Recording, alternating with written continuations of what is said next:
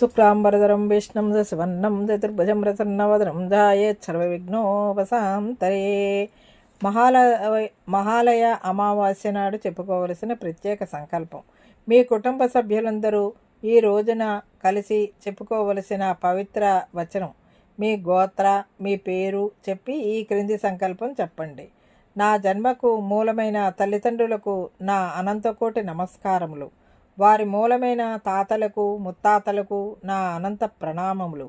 సృష్టి ఆరంభం నుండి ఈ వంశ పరంపరలో పుట్టిన పూర్వీకులందరికీ నా కోటి వందనములు. మీలోని యోగుల, మహాత్ముల, పుణ్యాత్ముల సంస్కార బలం నాలో ప్రవేశించి నాకు జ్ఞానం, జీవనధన్యం ఇచ్చినందుకు కృతజ్ఞుడిని. ఈ వంశంలో పుట్టినందుకు గర్విస్తున్నాను.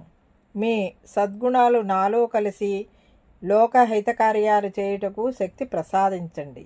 ఈ వంశ కీర్తి ప్రతిష్టలు సూర్యచంద్రుల వలె శాశ్వతంగా నిలవాలని దీవించండి. మా లోపాలను తొలగించి క్షేమం, స్థైర్యం, ధైర్యం, విజయము, అభయము, ఆయుష్, ఆరోగ్యం, ఐశ్వర్యం ప్రసాదించి ధర్మ, అర్థ, కామ, మోక్షములను అనుగ్రహించి అహంకార రహిత స్థితి కలిగించండి.